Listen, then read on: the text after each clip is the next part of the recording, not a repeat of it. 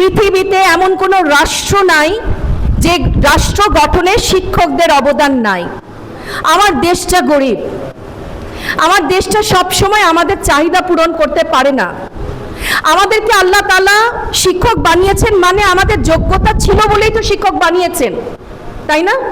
কিন্তু একটা মানব সম্পদ তৈরির মতো গুরু দায়িত্ব আল্লাহ তাআলা আমাদের বিশ্বাস করেছেন বলে আমাদের হাতে দিয়েছেন।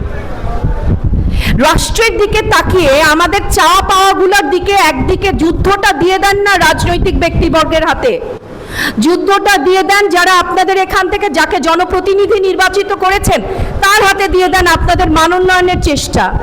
আমরা শিক্ষকেরা চলেন না চেষ্টা করি, পাশের হার না গুণগত মান, যে ছেলেটা যে মেয়েটা ঝরে পড়লো তাকে ব্যক্তিগতভাবে কঠোর শাসনে না, ভালোবাসার চাদরে ডেকে কিভাবে তাকে আমরা কাছে ডেকে নিতে পারি যেন একটা শিশু আর একটা শিশু শিক্ষার প্রাঙ্গণে আসার ক্ষেত্রে কখনো মনে না করে যেখানে আমাকে পরীক্ষা দিতে হবে, বরং সে আস্থা খুঁজে তার পরিবারের যাই চলুক সে আস্থা খুঁজে পাবে যে আমার স্কুলের ক্লাসরুমটা আমার উন্নতির চাবিকাঠি, আমার সফলতার চাবিকাঠি, আমার বড় ঘর হচ্ছে আমার ক্লাসরুম।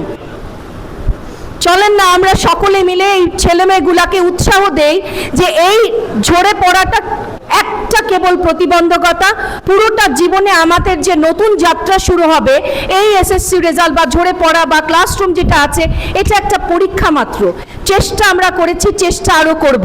ঠিক কেমন করে গেলে এই দেশটার উন্নতি হবে সেটা শিক্ষকদের ছাড়া, আপনাদের ছাড়া, বিশেষত প্রাইমারি স্কুলের শিক্ষক ছাড়া কখনো সম্ভব না।